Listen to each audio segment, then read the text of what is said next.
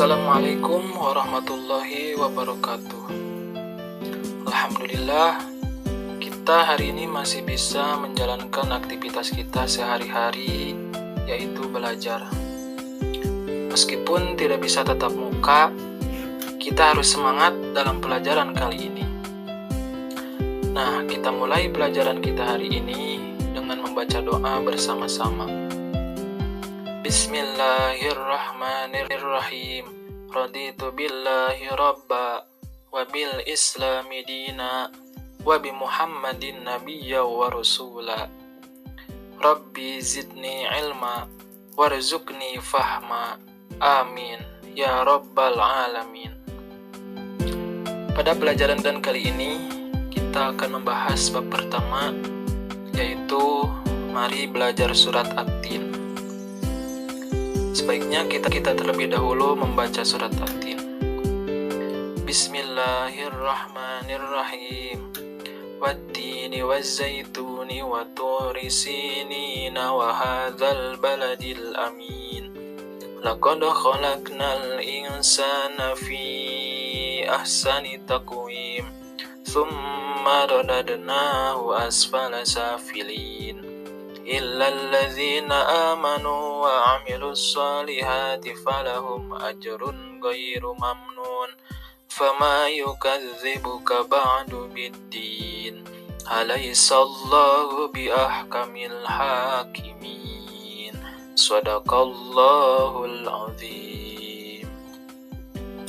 Nah, surat At-Tin adalah surat yang ke-95 di dalam Al-Quran dan termasuk golongan surat Makkiyah yang terdiri dari 8 ayat.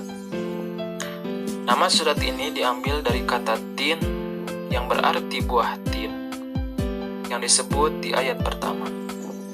Nah, surat ini menyoroti simbol alam seperti buah tin, zaitun, gunung Sinai, dan kota Mekah sebagai tanda keberkahan ciptaan Allah Subhanahu wa Ta'ala.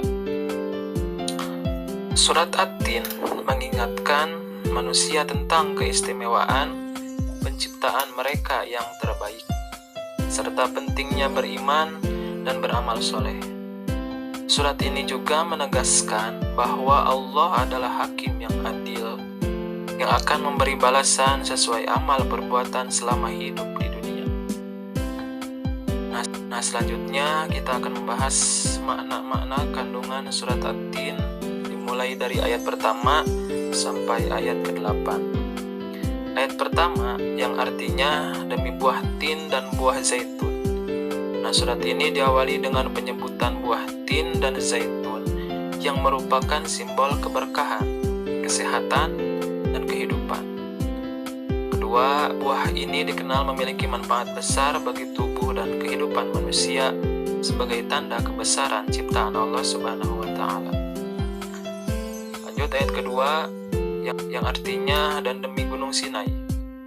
Nah, gunung Sinai disebutkan sebagai tempat yang memiliki sejarah penting dalam agama, di mana Nabi Musa menerima wahyu dari Allah Subhanahu wa Ta'ala.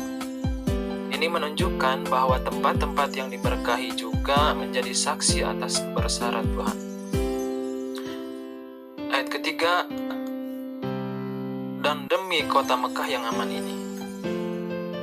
Kota Mekah sebagai tempat kelahiran Nabi Muhammad SAW dan pusat agama Islam disebutkan untuk mengingatkan akan keagungan dan keberkahan kota yang penuh dengan keamanan dan kedamaian.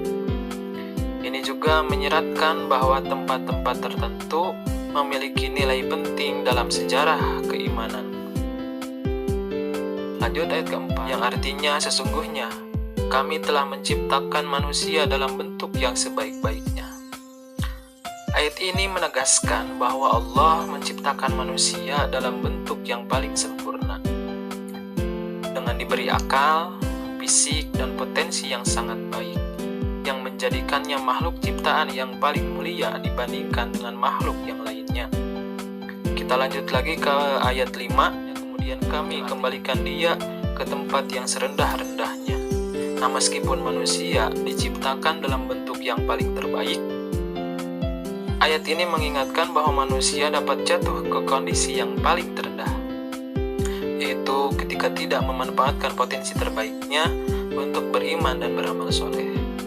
Kecuali orang-orang yang beriman dan mengerjakan amal soleh, maka bagi mereka pahala yang tiada putusnya. Nah, ayat ke-6 ini memberikan pengecualian bahwa orang yang beriman kepada Allah dan mengerjakan amal soleh akan mendapatkan balasan yang terus-menerus tanpa terputus, sehingga pahala yang kekal di akhirat. Lanjut ayat ke-7, maka apakah yang menyebabkan kamu mendustakan agama? Nah, ayat ini mengingatkan manusia agar tidak mendustakan hari kiamat, dalam artian kita harus yakin, harus percaya bahwa kiamat nanti akan terjadi. Ini menantang orang-orang yang menolak agama dan pembalasan di akhirat. Lanjut ayat terakhir, ayat ke-8.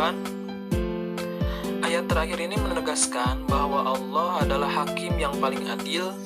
Dia yang akan memberikan keputusan yang tepat mengenai setiap amal perbuatan manusia, dan tidak ada yang bisa mendustakan keadilannya.